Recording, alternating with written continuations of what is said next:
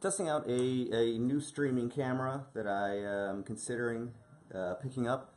And while I'm here, I'm in Los Angeles right now, and if you can look behind me, you'll see my buddy Charlie Chaplin is just chilling back there. And I thought we'd talk a little bit about his ghost, which is kind of commonly seen.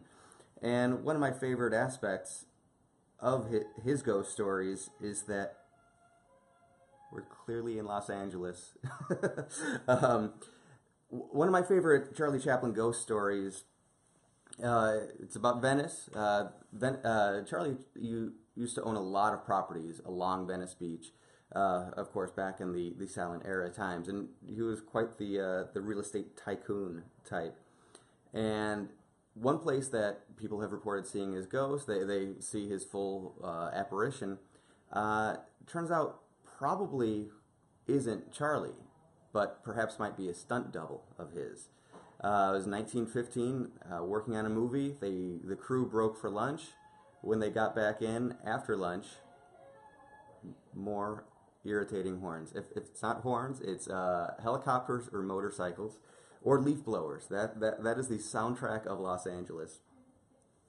But when they got back from lunch, the stunt double was nowhere to be seen. They kind of held up production for the day as they're looking around for this guy that they needed for the next scene, and eventually they just had to kind of move on without him.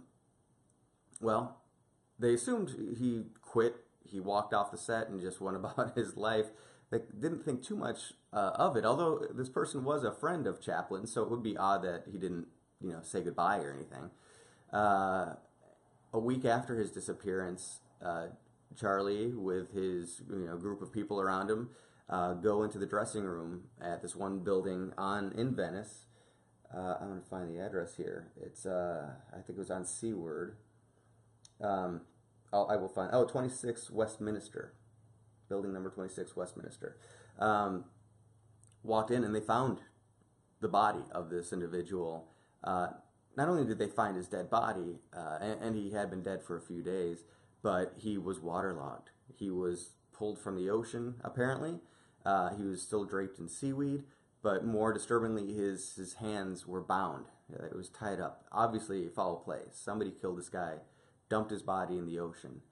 Now, why did this body somehow end up in Charlie Chaplin's dressing room a week later? Who was it? The killer that would come back to retrieve the body and taunt Chaplin this way? Chances, I don't really know. This is all speculative, but you would think that somebody must have known a little bit more. Maybe Chaplin himself was behind it, but maybe he had information. Somebody had to have known something. But to this day, it's still an unsolved crime from a little over 100 years ago. And to this day, again, like I said, people see the full form, the vision of this guy dressed like Charlie Chaplin, because he was his stunt double, so he was in attire, including the mustache. And people hear sounds of a struggle at times. People hear cries for help coming from this building, most likely all dating back or relating back to that incident. Now, one of my favorite sites in Los Angeles is the site of what is current day Jim Henson Studios, which that studio was first built by Chaplin. It was Charlie Chaplin Studios in 1918. And when you read about when Charlie bought it, it was all orange grove fields. So it was just not wild, but it was farmland. And now it's in the thick of all of the chaos and fun that is Hollywood. But yeah, at that time it was just farmland. And he wanted his studio to not feel like a studio. He wanted it to feel like some European village. And so you look at it, and it doesn't look like most studios today. Most studios today look like airplane hangars, just huge blocks of buildings, one after the next. But they feel like cottages, very, very much stylized. And he bought it for all in $100,000 was what he paid, not only for the land, but for all of the construction. And I used to give my tour and go past here, and I would tell people the most unbelievable stories, what you're about to hear, and that is that at the end of it, the contractor came in under budget and returned a lot of money. So they didn't just pad it until they got to $100,000. So Chaplin, after it was Charlie Chaplin Studios, and they filmed a lot of the classics there, Modern Times and The Kid, which is maybe the greatest one, which of course co-starred a tiny little Jackie Coogan Jr., who went on to bigger fame as Uncle Fester in the Addams Family. But he was a cute kid before growing up to become Uncle Fester.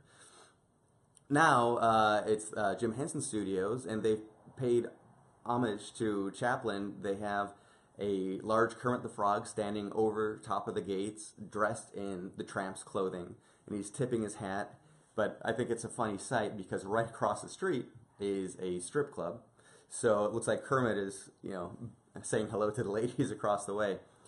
They do also have on street level, they've got a doorway painted onto a wall with Chaplin kind of peeking out from inside.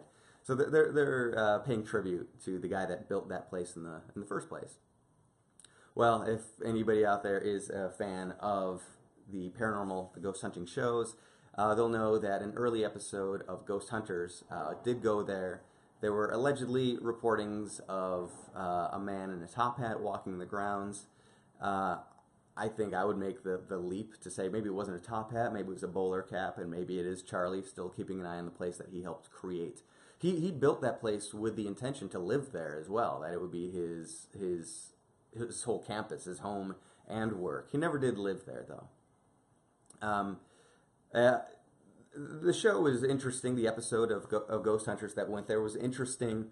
However, they didn't really find too much, except for one moment that they used. I believe it was a heat-sensitive camera, and they saw what seemed to be the figure of a person across the room. And when they went over to investigate, they got the perspective now that this person that was kind of peeking from behind a box or a crate, that crate was huge, and he was peeking over top of it. So the person had to have been standing on something that wasn't there, or floating up there. So it seems like there's a lot of, Chaplin has seen a couple of places. He left a huge mark on Los Angeles and Hollywood as a whole. So that is my little tribute